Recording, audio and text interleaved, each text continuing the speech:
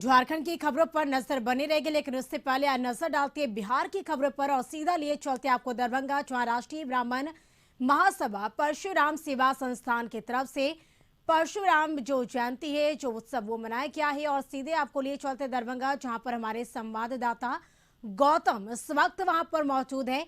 गौतम, परशुराम की जयंती मनाई जा रही है और इस वक्त आप वहां पर मौजूद है, क्या तस्वीर आप देख पा रहे हैं इस जयंती से जुड़ी?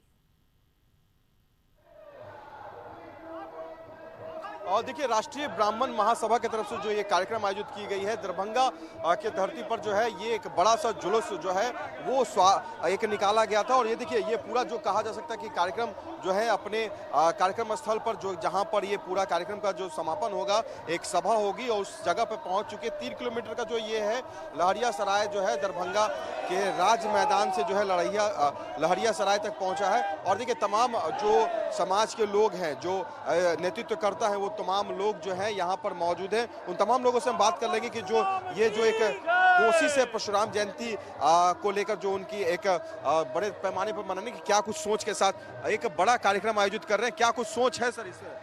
ब्राह्मणों को नकारा जा रहा है, ब्राह्मणों के नकारा जा रहा है, इसीलिए ब्राह्मण अपना एकजुट करता है और तो कोई इसका अथी नहीं है, निगेटिव नहीं है।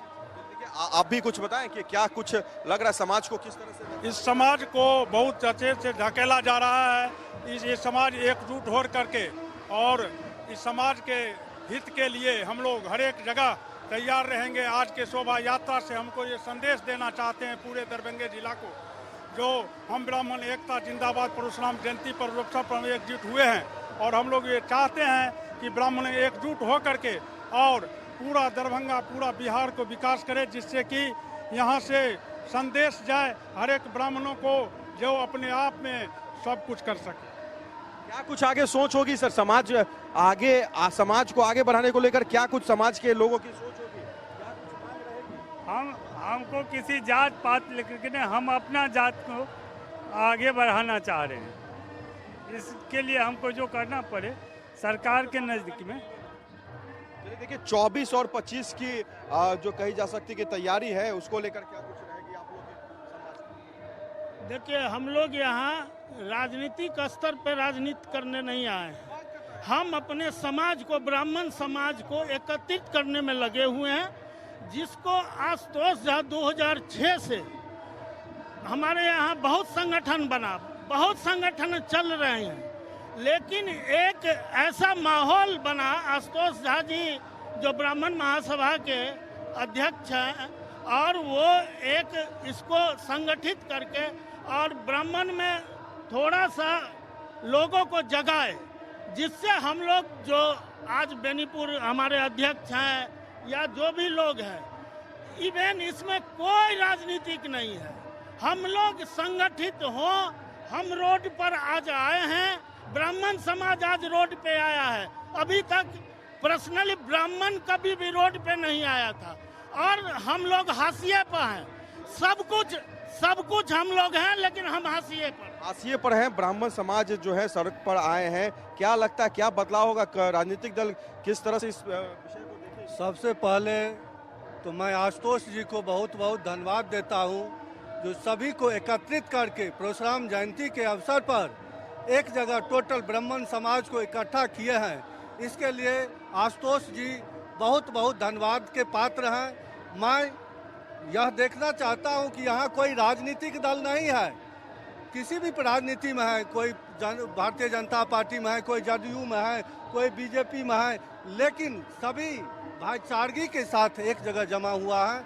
ये मैसेज एक अलग मैसेज जाएगा, जो ब्राह्मण समाज एक है, एक रहेगा, और आगे भी हम इनका नेतृत्व जो है सो अच्छा तरह परशुराम जयंती में करेंगे। ब्राह्मण समाज सड़क पर उतरकर अपनी बातों को रख रहा है।